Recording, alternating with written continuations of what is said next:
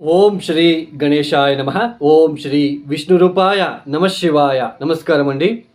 2024 September మాసంలో ద్వాదశ రాశి వాళ్ళ మాస ఫలితాలు ఎలా ఉన్నాయో తెలుసుకుందాం.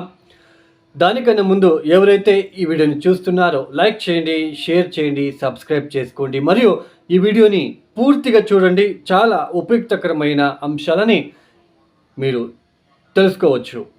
ఈ ఒక 2024 సెప్టెంబర్ మాసంలో గ్రహ సంచారం ఎలా ఉందో తెలుసుకుందాం. మొట్టమొదటిగా రాహు మీనరాశిలో సంచారం, కేతు కన్యా రాశిలో సంచారం, శని వక్ర మార్గంలో కుంభరాశిలో సంచారం, గురువుగారు వృషభ రాశిలో సంచారం. ఈ మాసమంతా కుజుడు మిథున రాశిలో సంచారం.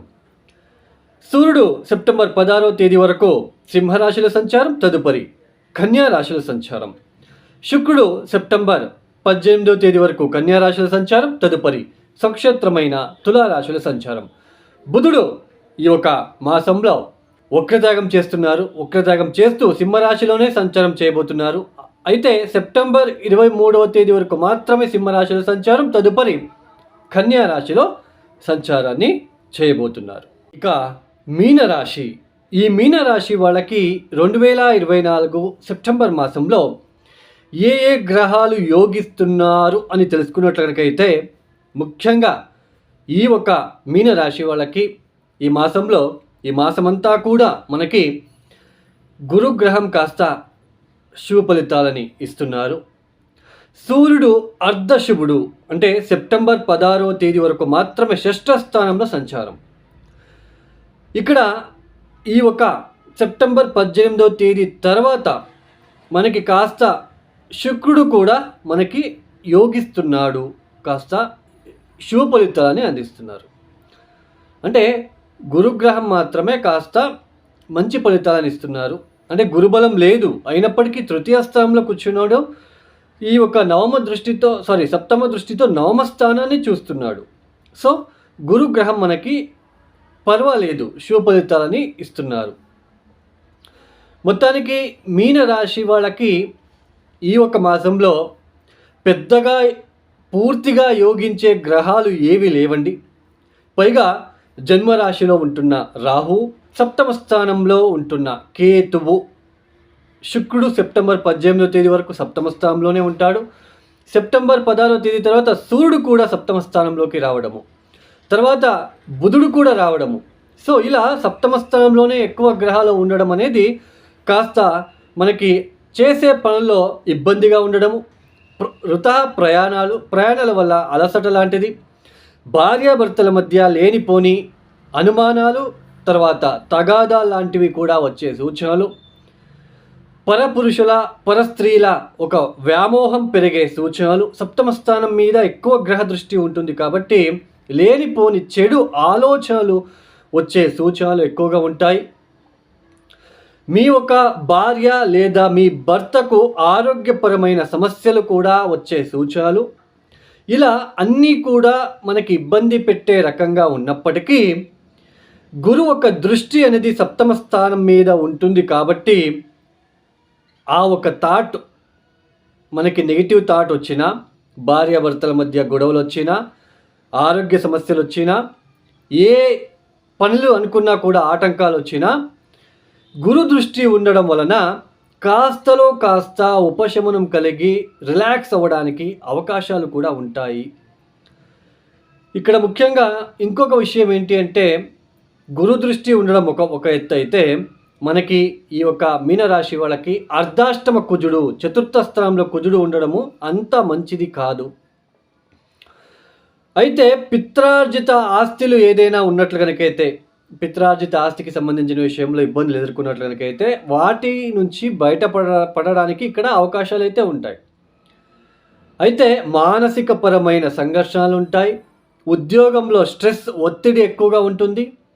తల్లితో కొంచెం మనస్పర్ధలు లాంటిది, లేదా భార్యతో లేదా భర్తతో కొంచెం మనస్పర్ధలు. అంటే కుజుడు కూడా సప్తమాన్ని చూస్తున్నాడు. కుజుడు చతుర్థ స్థానంలో కూర్చొని చతుర్థ దృష్టితో సప్తమాన్ని చూస్తున్నాడు. సో ఇంకా ఒత్తిడి అనేది, ప్రెజర్ అనేది ఎక్కువగా ఉంటుంది. పార్ట్నర్షిప్ బిజినెస్ చేసే వాళ్ళకి చాలా ఇబ్బందులు తలెత్తే సూచనలు ఉంటాయి.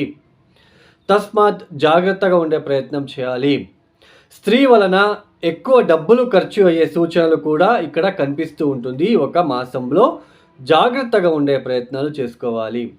విద్యార్థులు కూడా ఎడ్యుకేషన్ రిలేటెడ్ ఈ ఒక డిస్టర్బెన్సెస్ని ఫేస్ చేసే ఆస్కారం కూడా ఇక్కడ ఎక్కువగా ఉంటాయి. అంటే మీనరాశి వాళ్ళకి ఉద్యోగంలో కాస్త ఇబ్బందులు అంటే స్ట్రెస్ ఎక్కువగా ఉంటుంది. ఉద్యోగంలో స్ట్రెస్ ఎక్కువగా ఉంటుంది, ఒత్తిడి ఎక్కువగా ఉంటుంది, భయం ఏర్పడుతూ ఉంటుంది. తర్వాత మనకి చేసే అన్ని పనుల్లో కూడా కాస్త మనకి స్ట్రెస్ఫుల్గానే మనకి కనిపిస్తూ ఉంటుంది. అయితే కుజుడు అష్టమ దృష్టితో మనకి లాభస్థానాన్ని కూడా చూస్తున్నాడు.